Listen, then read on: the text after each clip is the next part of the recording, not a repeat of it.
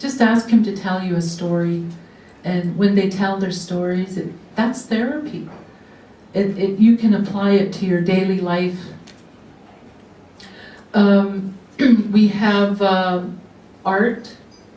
We have our morals and values. We have our own law, our custom, our language, everything. Next one.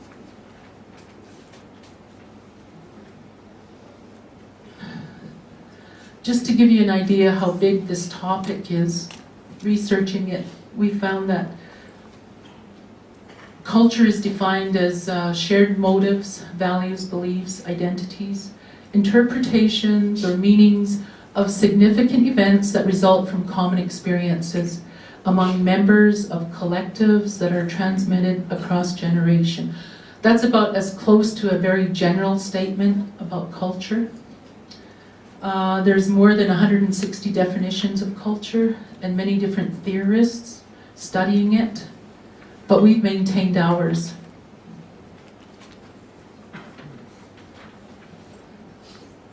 Well, I'm not saying that it's lost. It's just that the way we define our culture in Blackfoot country has always been the same.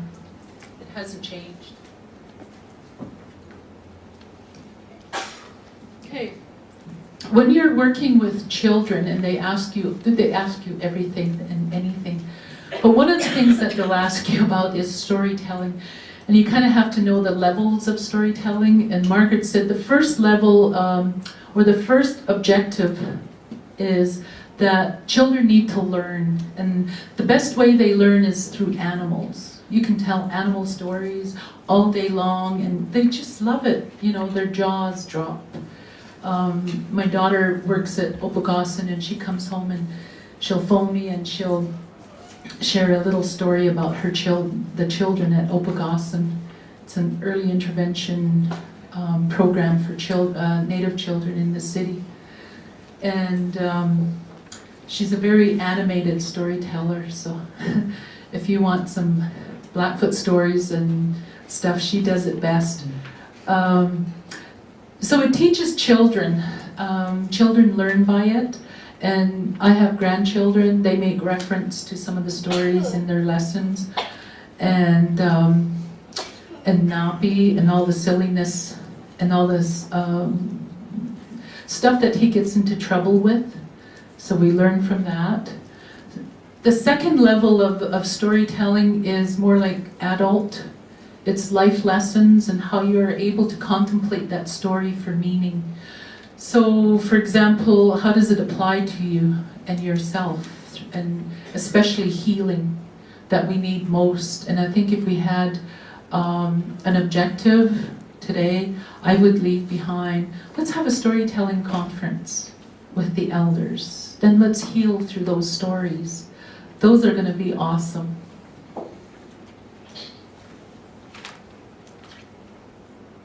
Okay, then, the next one is humor, the level of humor. This is when stress levels get so high and your shoulders kind of crunch in because you're just tense, and the situation that you're trying to resolve is tense, and there's no systematic way of looking at it except leave it alone for a while. Our people would just burst out laughing over something minute, and then somebody adds to it, and then somebody else adds to it.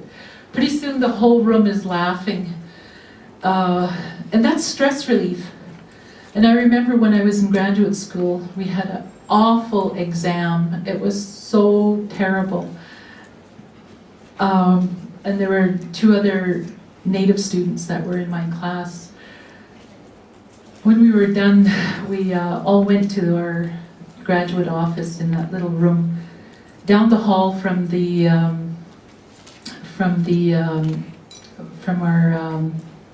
our professor's office. We closed the door and we just started laughing. What the heck kind of an exam was that, you know? And Joe said something, and then Becky said something, then I added, and then we just burst out laughing. And it's one of those belly laughs that you can't control. You just keel over laughing. So we were laughing so hard, and we had tears. Then there was a knock on the door. Got quiet, and Joe opened the door, and our professor, you guys keep it down. Can you guys keep it down? Or go outside and laugh. So we were told to shut up and not laugh. We were doing what psychologists need as a stress reliever, like our ways of stress relief, and we were told to shut up and get out. So I'm just pointing out little differences that, not little, but there's a lot of differences. In graduate school, we were told not to talk about spirits or not to talk about spirituality. And they said, Deb, please don't talk about that. Psychology is not about spirituality, it's not about spirits. Schizophrenia is in that category. So if you're talking spirits, seeing ghosts or spirits, or talking about something that doesn't make sense, that's how they equated that schizophrenia under that category. If you're seeing things and hearing things that are not there, and you're talking about something so abstract that we don't get it, yeah, schizophrenia could be under that category. So anyway, a lot of the Native students that were in that class, we just crack up laughing. And now, psychology is about spirituality.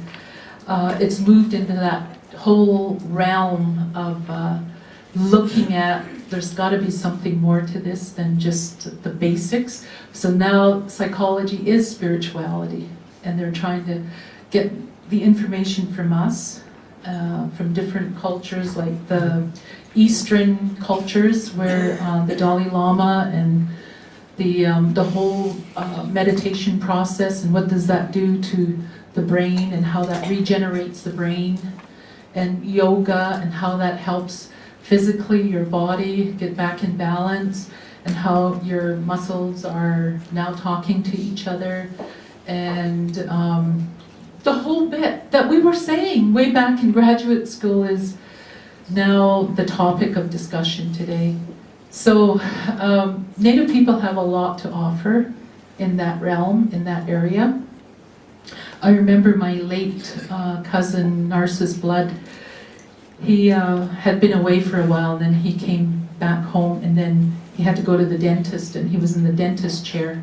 And his sister was a dental assistant, and another lady was a dental assistant, and they were talking, and they were speaking in Blackfoot, conversing. And he said, I was so nervous. I thought, he doesn't like dentists. And so when they put him back on the chair, and then as they started visiting back and forth and preparing late Narcissus for his dentist to come in, he said it was so relaxing, it was so comforting just to hear the language and the storytelling going on, the visiting. So he said, I didn't need any of that relaxation medication that they give you. So that was one of his stories that he shared.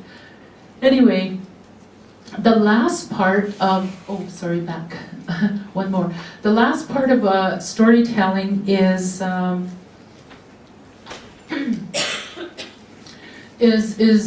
really,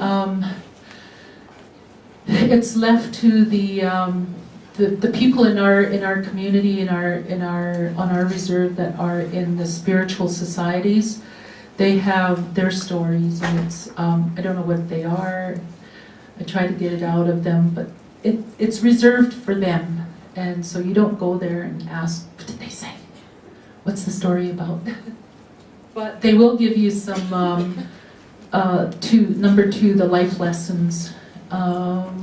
So those are reserved for society members, which some of you are members of, or have been members of, or are going to be members of. You will get more stories. Okay. Remember, I already did talk about that. We have the origins of our stories. Every animal has a story. Every living being on this earth has a story. that we tell, and Nabi, well, we have to learn from him and his mistakes. We have lessons that we learn, we examine the situation, we look for the solutions, and we share those solutions. So if we have a problem on our reserve, that's our community problem, and that's how we would examine it and look for solutions. When Indian Affairs came into the play, they tried to do all that problem solving for us. And when we tried to do it, they said, no, that's our job, we're going to do it. We'll tell you what to do. So it was like, I'll make an analogy. If you have a child that you raise, well, I'm not saying you do now, but I know some, or I know of one, or some, or maybe there's stories I've heard, but you make that child dependent on you, they never leave. They're scared to leave home. So when they turn to become an adult and get ready to be married and move off, what happens is, because Indian Affairs has really trained us to be dependent on them, to ask for everything that we're going to do, how we're going to do it, ask them for permission. It's the same thing. It's the same thing as a child at home being raised will eventually end up not being able to do anything. You have to do everything for them. Okay, so yeah, so solutions, we used to do that quite well. Okay, the next one, I better hurry because I have 15 minutes and I have an exercise to impart for you. So we know about language and we know it's part of our culture. We learn it, we speak it, we understand it, we experience it. And that's the key, experiencing our daily lives, like living off, not living off the land today, but knowing our land and the stories that come with it. Broadening our perspectives and enhancing the worldview to understand meaning. So you can apply it to anything. If you're in a, like with Alberta Health Services and I'm in their clinical meetings and I go back to my stories on a situation that they have similar problems with, I can do it that way. So I have the best of both. I can, you know, travel back and forth and use those solutions. And then if we start young, if we start teaching our children now to be independent, the earlier the better. And I'll show you on the next slide. She talked about the societies, of how people maintained and kept those societies when Indian Affairs came and tried to decolonize, well, we were going through genocide, pure genocide. They tried to take everything away from us, including our spirituality. But our grandfathers, I remember my grandfather went underground with a bunch of the elders to hide those, well, they maintained those bundles. Sometimes some of them had 2 and 3 bundles to take care of. And now they're alive and well, and we still have that today. We have purpose in life with our teachings and so on. So let's look at the sort of the worldview that Margaret gave me on this next slide. So up at the top, let's pretend that's the east door. I should have my circle the other way around. But on top, you will, she said, you're born into this world, but even before you are born, as soon as you are conceptualized in the womb, your spirit is there, and you have life in the womb. And you talk gentle to your loved ones around you, because everything they hear, it goes into their genetic makeup, and it develops their personality. So when those children start growing up, the grandmothers of that clan will be the early intervention teachers. They will be the teachers, they will watch the kids. They had little societies, chickadees, mosquitoes, butterflies, bumblebees. They were all animals, little baby animals with purpose.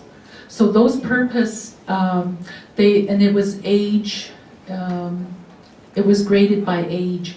So you may have the little baby chickadees that are running around, bumping into each other, and all they need is food.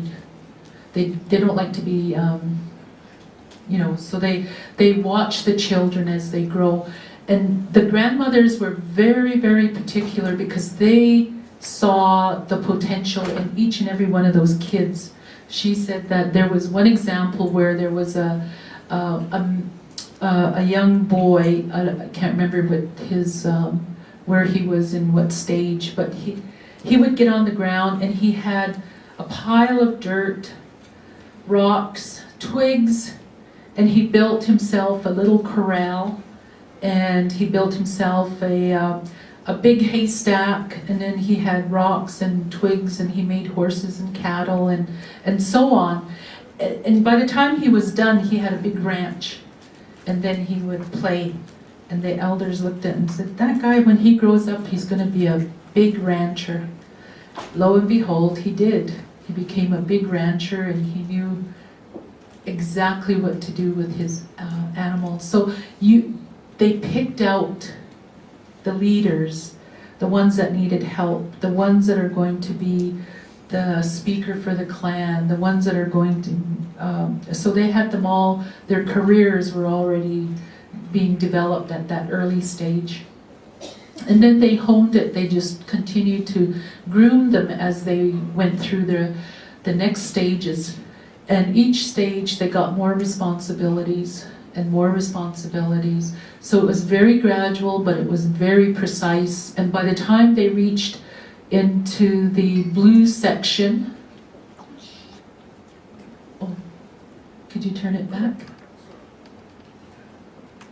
Back in the blue section. Anyway, so by the time they got into the adolescent stage and preparing them, those men had no fear, those young boys. They would go to war, and and that was always, I remember the saying, Blackfoots have no fear. So they would just go. They didn't even invite doubt in their mind that they were going to come back. So can you imagine by then how strong they were?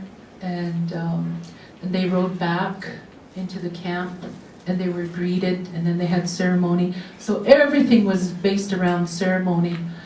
And these are just some of the samplings that I put in the circle.